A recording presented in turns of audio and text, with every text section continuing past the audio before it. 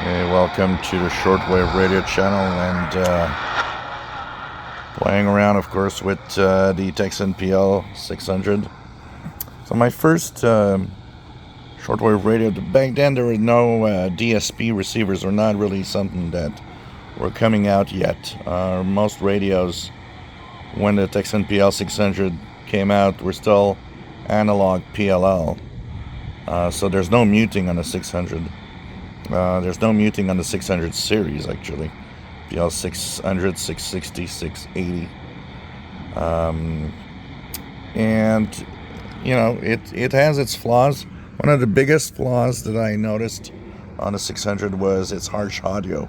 And quickly on the web, there's a lot of videos that popped up where you could modify. I never did the modifications, but you can modify the audio output to remove some of the harshness of the audio. But still, I was pleased also with the fact that it's, PLL driven, it's stable, has single sideband capability.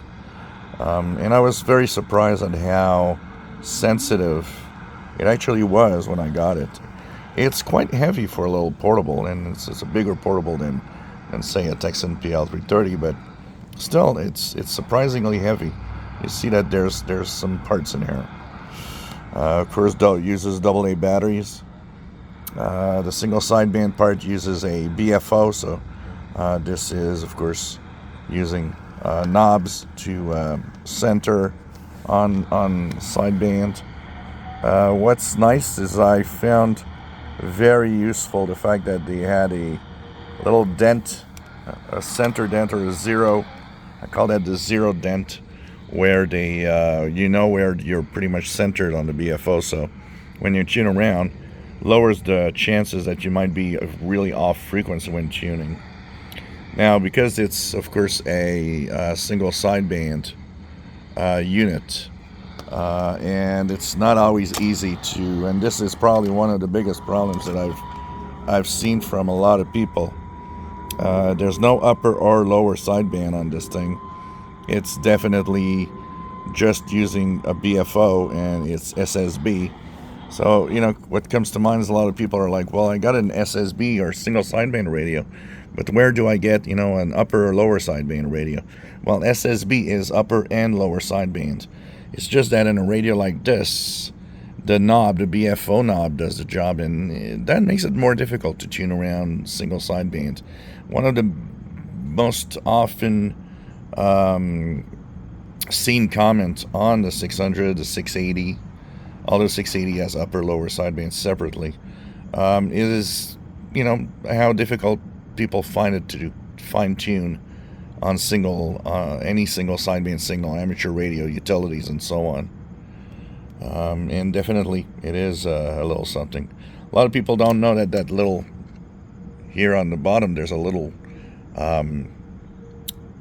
rectangular thing here that comes out of the radio. It's actually to help it stand up when you want to put it upright. Of course, it has a plastic, I broke mine, but it has a plastic little hinge in the back to make it at an angle, but you can actually put it upright thanks to this little helper here.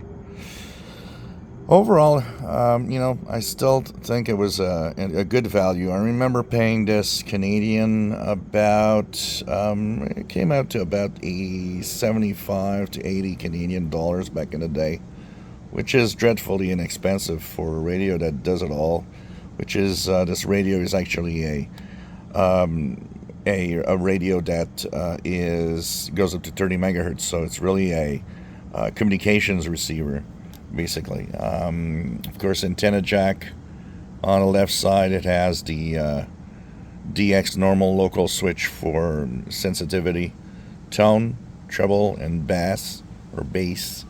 And of course, earphone jack, power. Definitely nice. The harshness of the audio is less present when using earphones. Seems to be harsher on the speaker, but overall, decent little radio. Has memory channels, of course, and has a lot to offer. And it's more and more difficult to find one I think that probably they discontinued these. I wouldn't be surprised if the 600 has been discontinued a long time ago. But definitely still a fun little radio to play with. I still like playing with this. So more videos to come, of course, on the Tecsun PL-600 receiver, and we'll have single sideband videos, all sorts of things. Playing around with this tonight reminds me of the good old days when I started the shortwave channel.